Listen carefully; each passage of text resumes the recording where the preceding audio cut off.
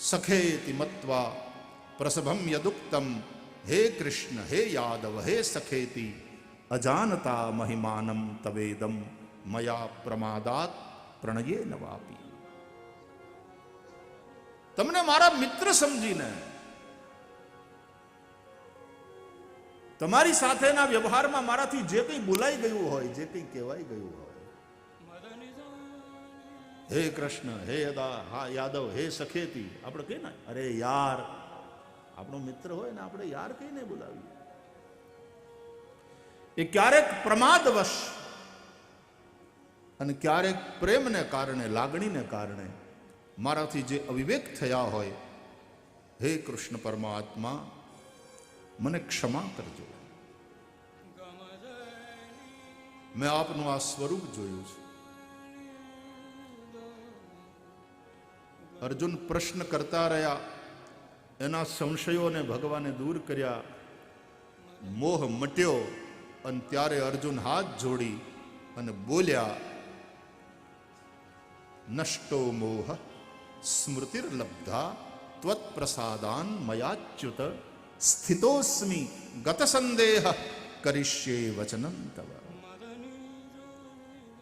હું આપની આજ્ઞા પાલન માટે થઈને તત્પર છું, તૈયાર છું. ક્ષત્રિયોને માટે ધર્મ હારું થઈને લડવું, માતૃભૂમિ માટે લડવું, ગો બ્રાહ્મણ અને ધર્મની, માતૃભૂમિની રક્ષા કરવા માટે થઈને લડવું એ એનું કર્તવ્ય છે. ખાલી રાજસત્તા માટે નહીં, ધર્મની રક્ષા માટે થઈ, માતૃભૂમિની રક્ષા માટે થઈ. ગો બ્રાહ્મણ, કારણ કે ગો બ્રાહ્મણ, ગાય બ્રાહ્મણ યજ્ઞ આ બધું ભાગવત કહે છે હરેસ્તનુ, એ ભગવાન શ્રી હરિના શરીરો છે. આ બધા યજ્ઞ એટલે ભગવાન શ્રી હરિનું શરીર, બ્રાહ્મણ એટલે ભગવાન શ્રી હરિનું શરીર, ગાય શ્રી હરિનું શરીર, વેદ શ્રી હરિનું શરીર. દશમસ્કંદમાં કહ્યું છે એની રક્ષા એ ક્ષત્રિયનો ધર્મ છે. તો 12 કાળ સ્વરૂપે ભગવાન દરેક વસ્તુ નષ્ટ થઈ રહી છે, ક્ષણે ક્ષણે ક્ષરણ થઈ રહ્યું છે. પણ ક્ષણે ક્ષણે ક્ષરણ પામી રહેલા આ શરીરમાં જે નિત્ય તત્વ છે, જેનો નાશ નથી, જે નથી વધતો, નથી ઘટતો, નથી બદલાતો, નથી ઘરડો થતો, એને આપણે આત્મા કહીએ છીએ. અને આત્મા છે એ જ પરમાત્મા છે. જીવો બ્રહ્મૈવના પરઃ. એનો અનુભવ કરવો, એના દર્શન કરવા. આત્મા વા અરે શ્રોતવ્ય,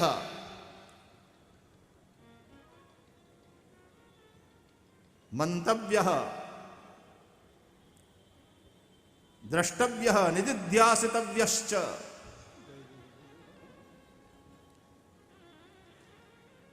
સુખદેવજી જેવા બ્રહ્મદ્રષ્ટા અથવા તો આત્મજ્ઞાની અથવા આત્મારામ જે પુરુષો છે, આત્મારામાશ્ચ મુનયો નિર્ગ્રંથા અપ્યુરુક્રમે. આપણે પ્રત્યેક પળે નષ્ટ થઈ રહેલા શરીર અને સંસારમાં જે શાશ્વત અવિનાશી તત્વ છે એનો અનુભવ કરવાનો છે. અને એ માટે આ કથાયાત્રા છે. એવું જે અવિનાશી નિત્ય તત્વ છે એ જ શ્રી કૃષ્ણ આપણા સૌના હૃદયમાં રહેલા છે. પરમાત્મા એ વ્યાપક છે, ભીતર છે, બહાર છે, પણ એ વ્યાપકને પ્રગટ કરવાના છે. એનો અર્થ એનો અનુભવ કરવાનો છે. હરિવ્યાપક સર્વત્ર સમાના પ્રેમ તે પ્રગટ હોય મેં જાના. બસ એ પ્રાગટ્યને માટે થઈને આપણે પ્રતીક્ષા કરતા તૈયારી કરી છે. જો કથામાં કૃષ્ણ જન્મ જે દિવસે હોય ત્યારે તમે તૈયારી કરી, આટલા ફુગા, આટલા તોરણ, અહીં સ્ટેજ ઉપર પારણું તૈયાર, માખણ મિશ્રી બધું તૈયાર, તમે બની ઠનીને તૈયાર કે નંદ કે આનંદ ભયો થાય એટલી વાર. ભગવાનના પ્રાગટ્ય માટેની એક તૈયારી, એક ભૂમિકા આપણે બનાવતા હોઈએ છીએ. કૃષ્ણાત પરમ કિમપી તત્વમહમ ન જાને. આ કથા છે ને એ પણ એ તત્વના અવતરણ માટે અથવા તો એ તત્વના પ્રાગટ્ય માટે આપણે બધા સાધકો છીએ, આપણા દ્વારા થઈ રહેલી એ તૈયારી છે. એ તૈયારીમાં હણગાર પણ સજવાના છે, પણ કચરા બચરા હોય વાળી ચોળી સાફ કરવાના છે. અને એમાંય ક્યાંક કચરો ને ગંદકી રહી જાય તો ઘણા ઘરમાં એટલે તમને દેખાતું નથી અહીંયા આટલી ગંદકી હજી છે, આટલો અહીંયા કચરો છે, હવે એના આવવાનો ટાઈમ થયો, ગુરુજી હમણાં આવશે, હટાવો આ બધું અહીંયાથી. એમાં આપણો સદગુરુ ક્યારેક આપણને ખીજાય, ઠપકો આપે કે હટાવો આ કચરો, કાઢો, ભગવાનના અવતરણનો સમય નજીક આવ્યો છે. આ ગંદકી હશે, આ કચરો હશે તો ઈશ્વર પ્રગટ નહીં થાય. છે તમારા હૃદયમાં જ, પણ પ્રગટ નહીં થાય. હટાવો આ બધું. આપણે સૌરાષ્ટ્રમાં, આપણા કાઠિયાવાડમાં આવા હારા પ્રસંગ હોય ને ત્યારે ભગવાનના કે સંતોના સામૈયા કરીએ ત્યારે એક ગીત બહુ પ્રસિદ્ધ છે જે ગવાય છે. એની શરૂઆત જ ક્યાંથી થાય ખબર? શેરી વળાવીન સજ કરું ને ઘેરે આવો ને, આ શેરી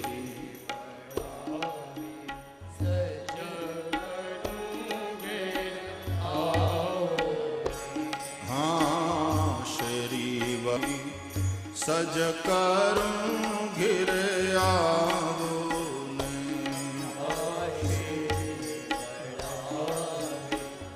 સજ કરું ઘેરે આવો, આંગણીએ પધરાવ ફૂલ વાલમ ઘેર આવો ને,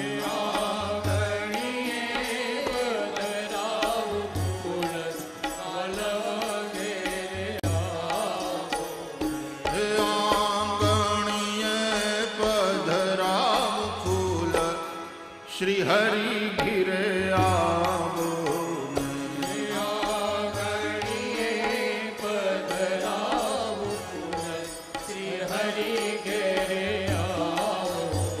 અને પછી તો ઉતારા દેશું ઓરડા, નાવણ દેશું કુંડિયું, એ પ્રમાણે બધું ચાલે.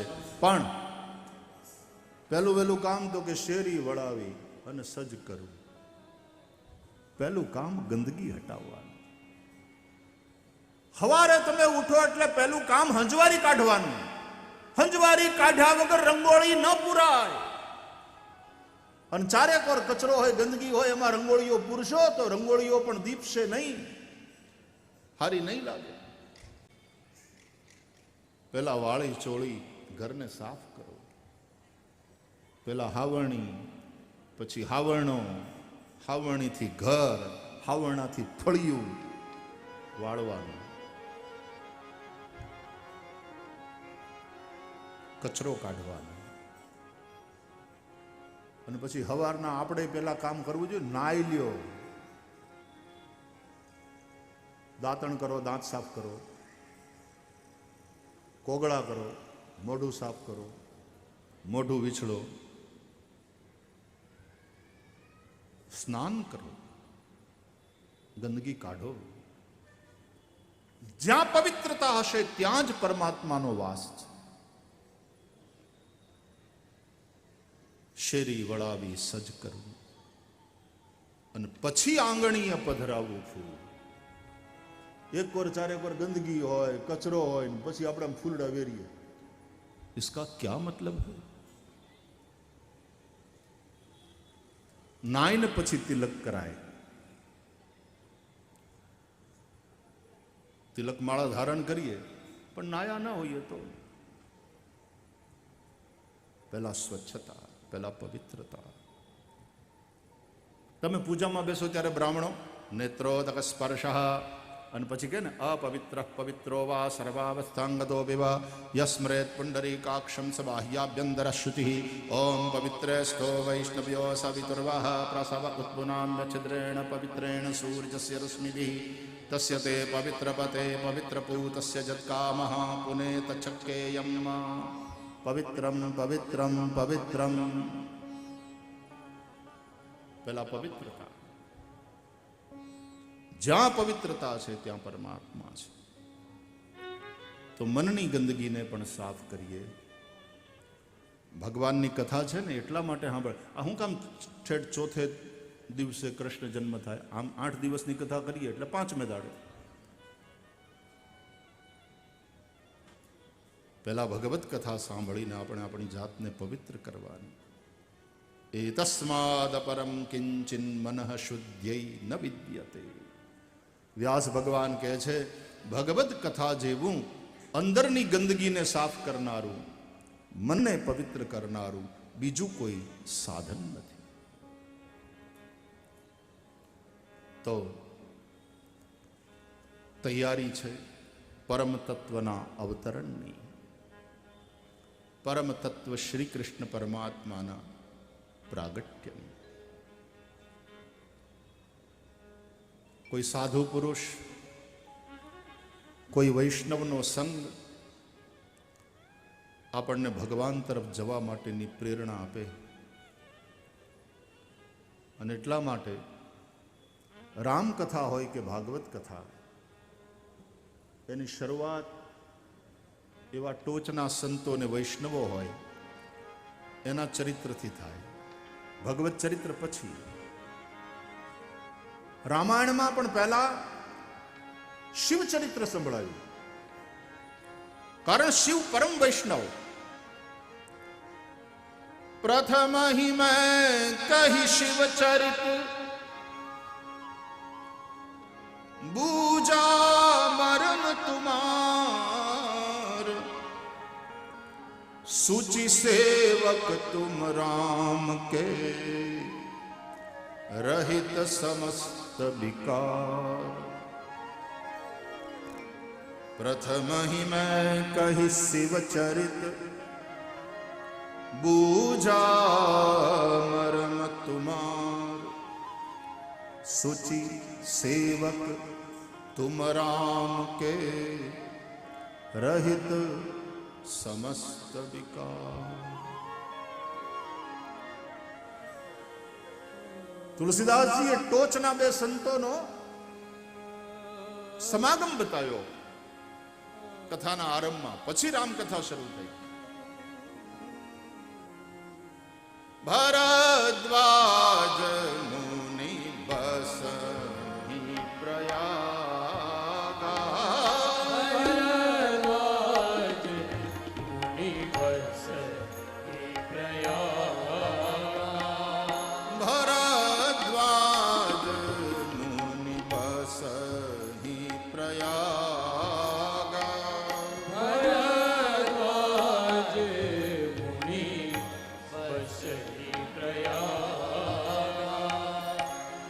नहीं राम पद अति अनुरागा, नहीं राम पद अति अनुरागा, नहीं राम पद अति अनुरागा,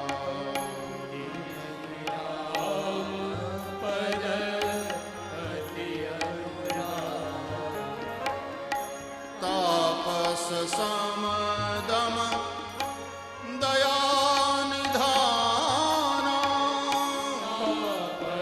समदम दया निधाना, परमारथ पथ परम सुजाना,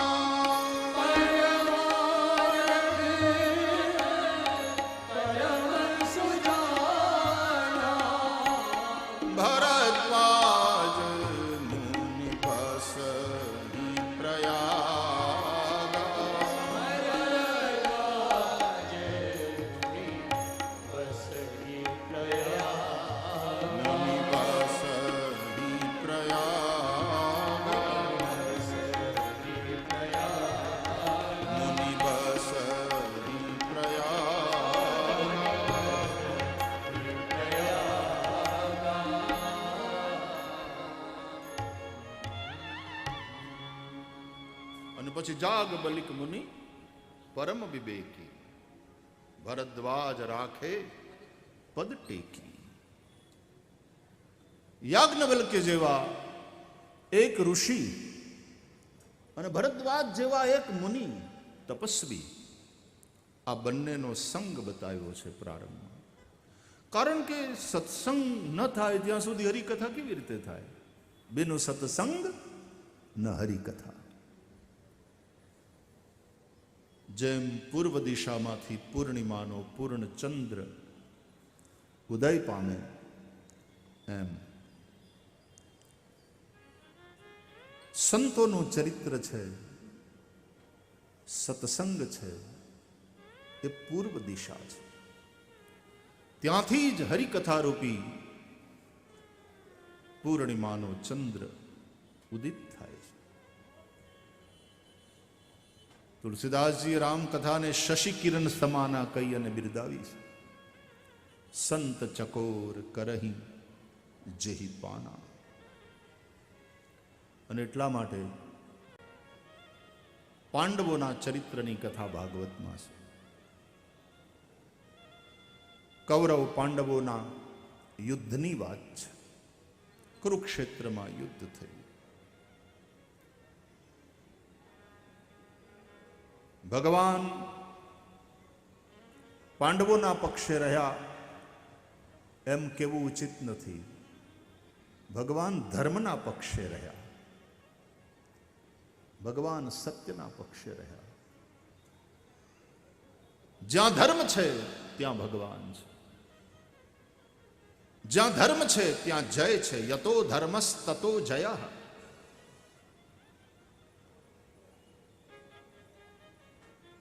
કૌરવોનો નાશ થયો, પાંડવો વિજયી બન્યા. કૌરવ પક્ષે પણ બહુ ઓછા લોકો બચ્યા. કૃપાચાર્ય, અશ્વત્થામા ઇત્યાદિ.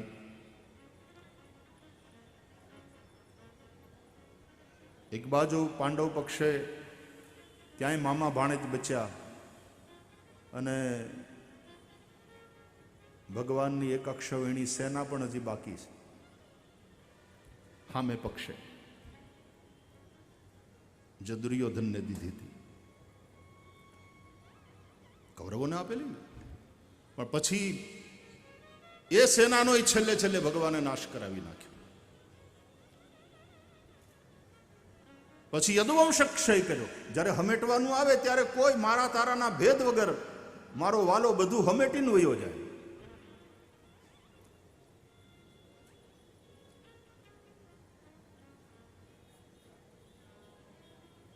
રાત્રિના સમયે નિદ્રામાં સૂતેલા દ્રૌપદીના 5 કંધોતર દીકરાઓને કૌરવ પક્ષમાં બચેલા અશ્વત્થામાએ હત્યા કરી, માર્યા.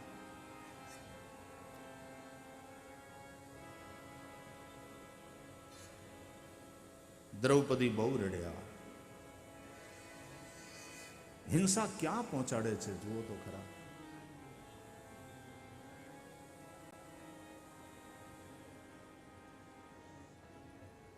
અને એટલા માટે જ મહાભારત જ કહે છે અહિંસા પરમો ધર્મ.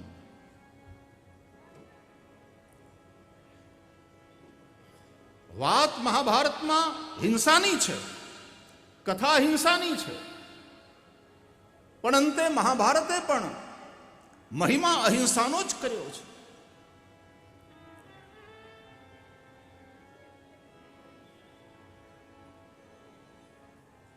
અહિંસા પરમ ધર્મ है.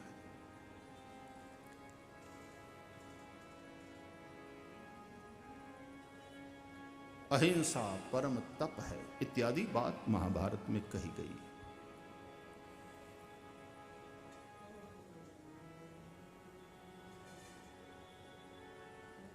યુદ્ધ પછી શાંતિ જ હોય છે, પણ એ સ્મશાનની શાંતિ હોય.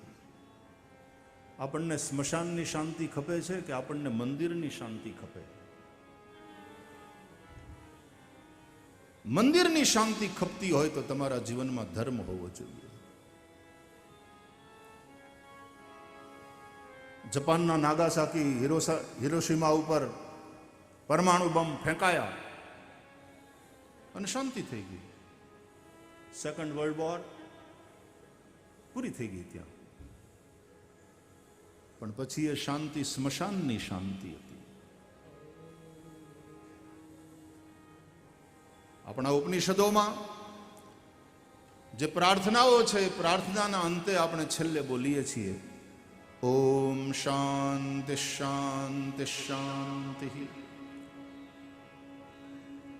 શું પ્રાર્થના કરીએ છીએ? ઓમ સહના ભવતુ સહનૌ ભુનક્તુ સહ વીર્યં કરવાવહૈ તેજસ્વિનાવધીતમસ્તુ મા વિદ્વિષાવહૈ. ઓમ શાંતિ શાંતિ શાંતિ. હરિ ઓમ.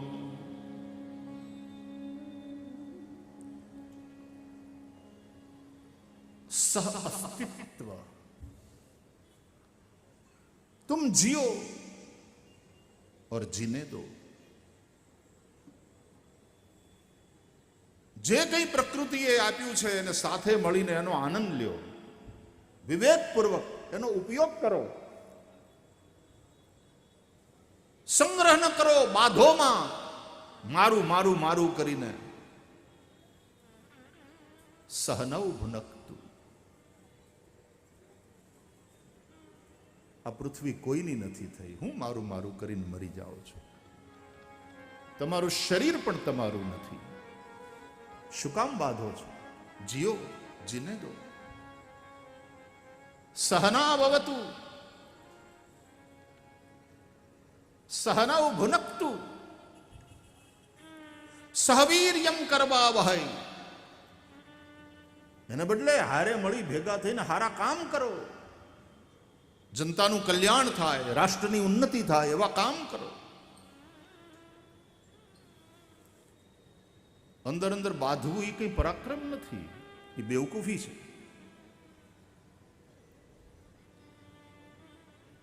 સહવીર્યમ કરવાવહૈ તેજસ્વિનાવધીતમસ્તુ. તમારું જે અધીત છે, તમારું જે શીખેલું, તમારું ભણેલું એ તેજસ્વી બને. મતલબ એ જ્ઞાન એને આચરણમાં ઉતારો. તમારું ભણતર તેજસ્વી બને, તમારું શીખેલું તેજસ્વી બને. અને પછી કહે છે મા વિદ્વિષાવહૈ. આપણે એકબીજાનો દ્વેષ ન કરીએ. આ દ્વેષ છે ને એ વિષ છે, ઝેર છે. મા બાપ ખીજાય સંતાનને, અરે ક્યારેક થપાટ પણ મારી લે, પણ એમાં દ્વેષ નથી, એ ક્રોધ છે. પણ એ ક્રોધ કલ્યાણકારી છે. મા બાપનો ક્રોધ કલ્યાણકારી, એને મન્યુ કહેવાય. શાસ્ત્રમાં એને મન્યુ કહે.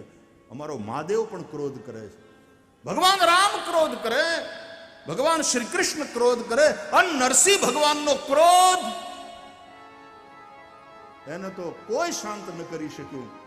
પ્રહલાદે જ્યારે સ્તુતિ કરીને, પ્રહલાદે લાંબી સ્તુતિ કરી છે, ભાગવત વાંચો, બહુ લાંબી સ્તુતિ છે પ્રહલાદની.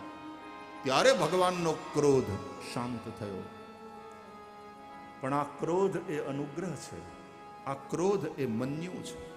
કારણ એમાં દ્વેષ નથી, એમાં હિત છે. અને એનો ઠપકો આમ માથું હેઠું કરીને સાંભળી લે કે ભલે બાપા ભૂલ થઈ ગઈ, ભૂલ થઈ ગઈ, હવે એવું નહીં કરીએ. તો 65 વર્ષના બાપાની સામે 35 વર્ષનો જુવાન જો દીકરો ફિઝિકલી વધારે સ્ટ્રોંગ હોય છે ને, પણ જદી દીકરો બાપને એમ કે એ બહુ થયું, બાપા છો એટલે બોલતો નથી, બાકી મને આવડે છે, અને એમ કરીને દીકરો થપાટ ઝીકી લે બાપને, તો કોનું ભૂંડું લાગે?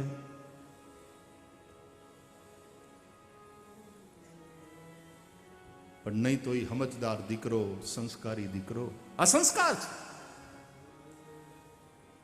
ઠપકો અને થપાટ બંને સ્વીકારે, કારણ દ્વેષ નથી. મા વિદ્વિષાવહૈ, આપણે એકબીજાનો દ્વેષ ન કરીએ. ક્રોધ તો હોય, પ્રેમમાં ક્રોધ હોય, ગુસ્સો હોય. હાજી, આપણા મા બાપ ક્રોધ કરે, આપણા ગુરુ ક્રોધ કરે, અરે ભગવાને ક્રોધ કરે.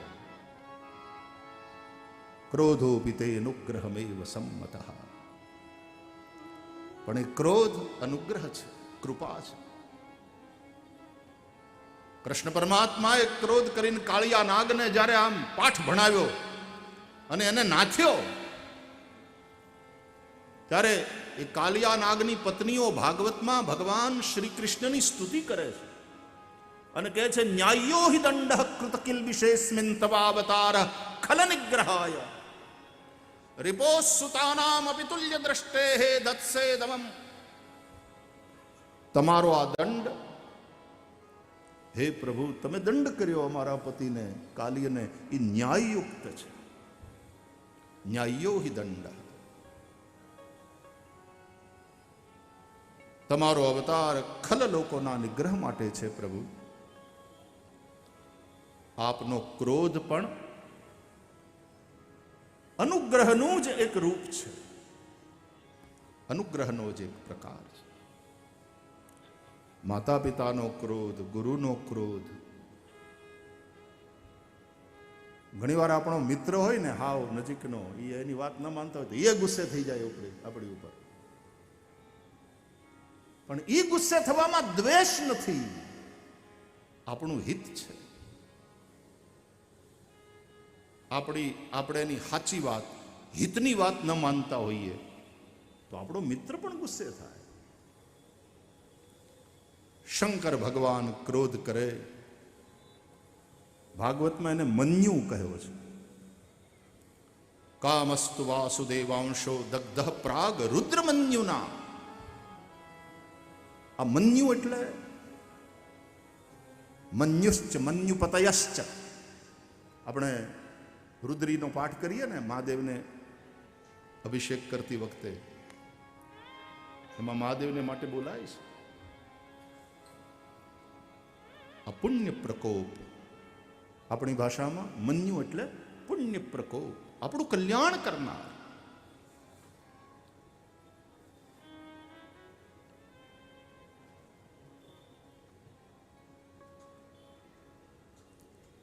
ત્યાં સુધીની વાત છે કે ભગવાનની પાસે આવા મન્યુની માગણી કરવામાં આવી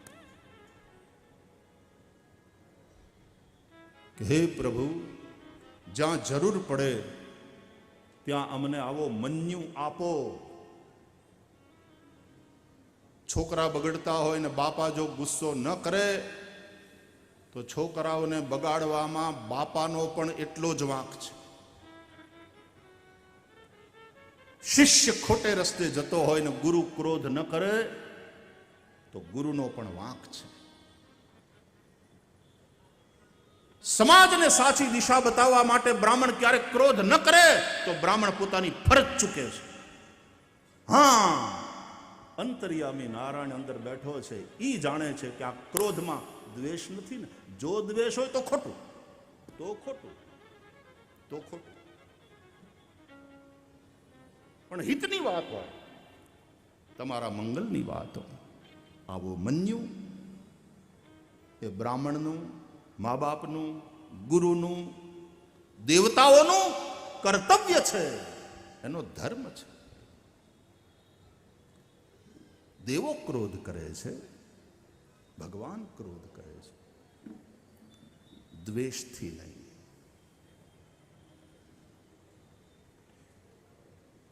ભાગવતમાં આપણે સાંભળશું ગોવર્ધન લીલામાં કે ઇન્દ્રનો યજ્ઞ બંધ કરાવ્યો કૃષ્ણે, તો ઇન્દ્રને ક્રોધ આવ્યો. પછી એવો વરસાદ ડૂબાડી દ્યો કે આખા વ્રજને, કે પ્રલયકારી મેઘ ગણો. એને હુકમ કર્યો, જાઓ ડૂબાડી દો વ્રજને, કોઈ જીવતું ન રહેવું જોઈએ. તો પ્રલયકારી મેઘ ગણોના જે હેડ હતા ને, અધિકારી હોય ને સચિવ, એને સમજાવ્યું કે મહારાજ અમારી ડ્યુટી તો પ્રલય કાળમાં હોય, અત્યારે તમે અમને એ ઉપર ચડાવો. એટલે ઇન્દ્ર એના ઉપર ક્રોધ કર્યો. ઇન્દ્ર હું છું તું મિનિસ્ટર હું કે તમે કહીએ એમ કરો. પછી ઘણા સચિવો હોય ને એ બહુ હોશિયાર હોય કે સાહેબ તો રાઇટિંગમાં આપો. હાજી, હવે જવાબદારી તમારી, જો તમારે આ આજ્ઞા આપો છો. અને પછી પ્રલયકારી મેઘ ગણો જે તૂટ્યા એની કથા ભાગવતમાં છે.